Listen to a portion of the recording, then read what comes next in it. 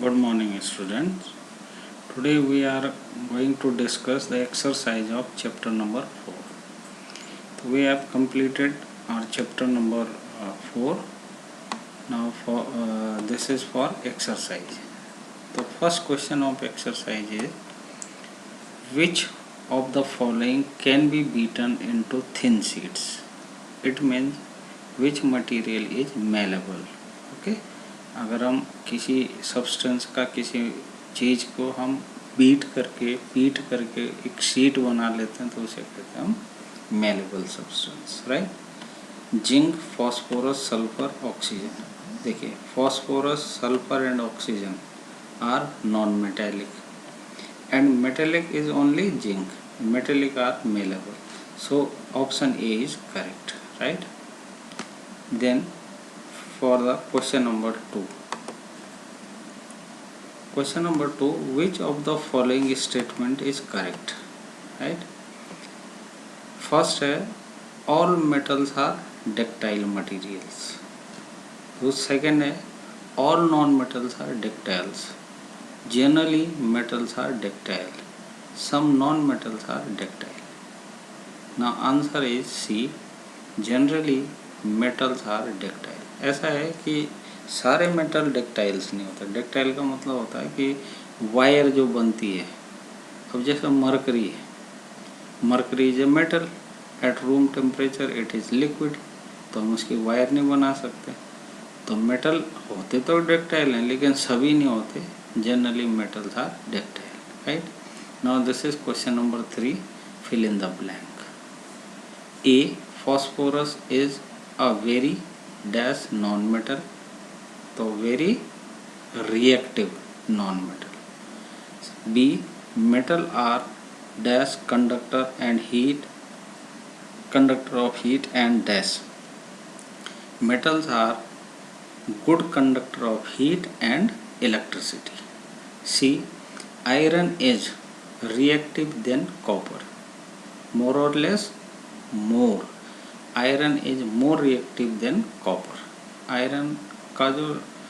Iron जब copper के salt में डालते हैं, मिक्स करते हैं, तो कॉपर को डिस्प्लेस कर देता है। इसका मतलब आयरन ज़्यादा रिएक्टिव है। D, metal react with acid to produce dash gas, क्या होगा? Hydrogen.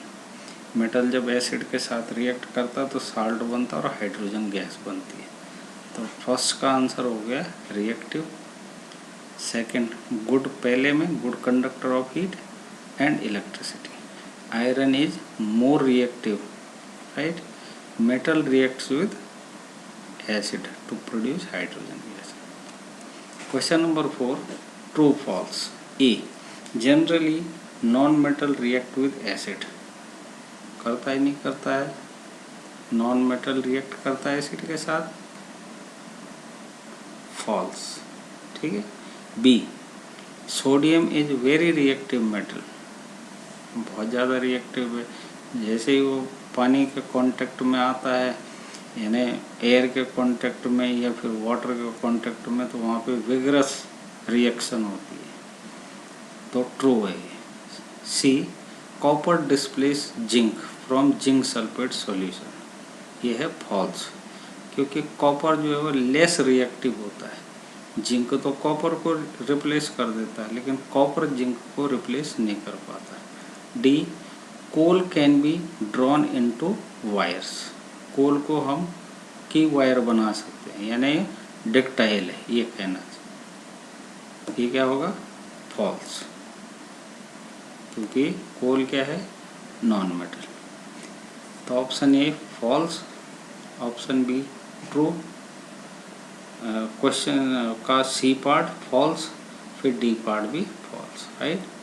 Now question number 5, some properties are listed in following table, distinguish between metal non metal on the basis of property. अब आपके जो question में है वो ये चीज़ें भरनी है, ठीक है ना, मैंने पहले ही भर दी हैं। अपीयरेंस, मेटल का अपीयरेंस क्या होता है? लेस्चर। नॉन मेटल का डल। हार्डनेस, मेटल हार्ड होते हैं और नॉन मेटल सॉफ्ट होते हैं, या यूँ लिख सकते हैं very hard, not very hard. Malleability, yes, metal malleable होते हैं क्योंकि थिन शीट में कन्वर्ट किए जा सकते हैं। जो नॉन मेटल्स होते हैं वो नॉन मेलेबल होते हैं।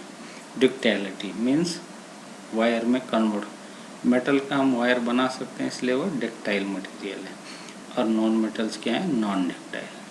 हीट कंडक्शन, मेटल्स जो होते हैं वो गुड कंडक्टर होते हैं हीट के, और नॉन मेटल क्या होते हैं, poor conductor. Conduction of electricity, metal जो है गुड कंडक्टर ऑफ इलेक्ट्रिसिटी और नॉन मेटल जो है वो पुअर कंडक्टर ऑफ इलेक्ट्रिसिटी है। इस तरीके से आपको ये टेबल फिल करनी है। Now question number 6, give reasons for the following. आपको इन हर क्वेश्चंस का, हर पार्ट का रीजन देना। Aluminium foil are use to wrap food item.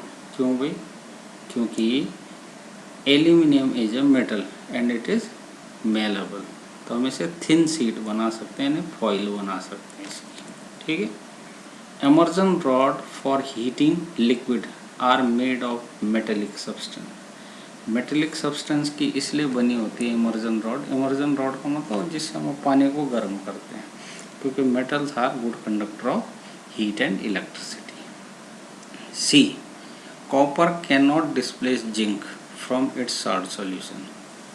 Reason क्या होगा कि copper is less reactive, so it can not displace zinc. D, sodium and potassium are stored in kerosene.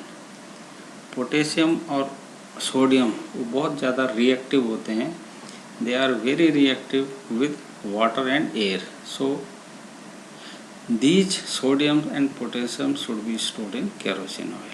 Now these are the answers, right?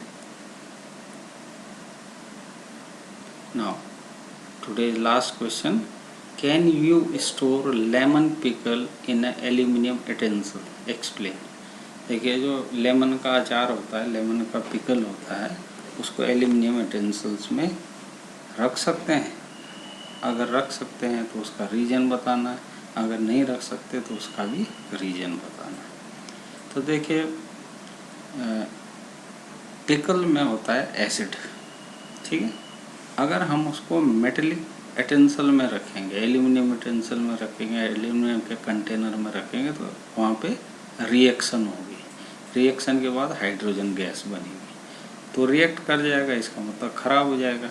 तो pickle को हम कहाँ पे रखते हैं, ऑलवेज इन प्लास्टिक कंटेनर। तो a lemon pickle contain acid, so it cannot be stored in metallic vessel, as acid readily react with metal to produce hydrogen gas, ठीक है। तो these are the 7 questions, right? This is all about this today's lesson. आप इसको लिखेंगे, बाकी के question हम next lecture में डिस्कस करेंगे। Thank you.